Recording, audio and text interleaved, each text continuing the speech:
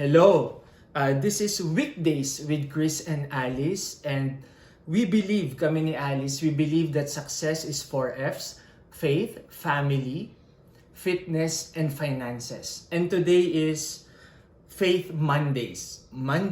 Pag Mondays, faith ang pag-uusapan natin. And I want to dedicate itong Monday na to for Waldo. Ito siya sa picture. Waldo is a playmate. Kalaro siya ni Dale when we were still in our home country. So, naaalala ko si Waldo kasama yung mga kapatid niya. Sila yung gumawa ng kite o ng saranggola para kay Dale. Nung magkakalaro sila, masaya sila. Basta pagbalik ni Dale, ang asim na niya, ang baho na niya. And for the past 6 months, nakakalungkot actually kasi it was discovered na si Waldo, meron siyang brain tumor. So, lumalaki hanggang nahihirapan na siya.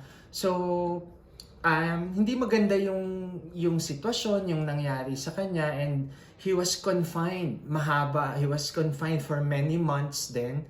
And during that time, naalala ko na kinukwento, nabalitaan ko lang sa nanay ko na yung mga kapatid ni Waldo, yung mga baon nila pag papunta sa school, hindi nila yun ginagastos kasi iniipon nila, kasi binibigay nila yun sa nanay nila. Kasi mahaba eh. Ito na-confine si Waldo ng matagal sa Philippine General Hospital. So, anumang maliit daw, sabi ng mga kapatid niya, iipunin namin mama kasi ibibigay namin para kay Waldo na gusto namin kasi siyang gumaling.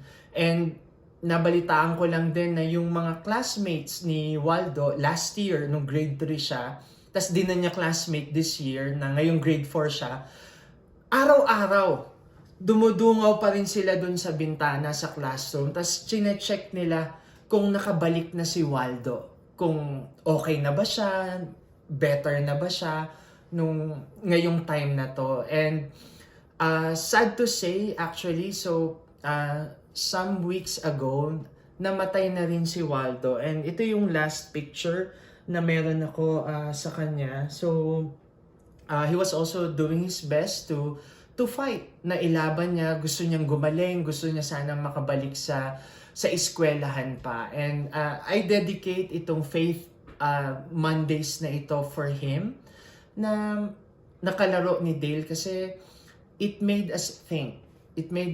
Ano ba talaga yung mahalaga sa buhay natin? Minsan tinatanong ko, bakit ganun?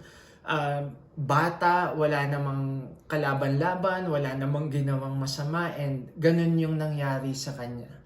Pero the great reminder ngayong Faith Mondays natin is this: sobrang bilis ng buhay, sobrang fleeting ng buhay, kaya importante na makita natin ano ba yung mahalaga. What are the things that are really most important for us? Lalo na ganun kabilis yung buhay. And again, this is Chris and Alice for our Faith Mondays, and we believe that success is 4 F's: faith, family, fitness, and finances.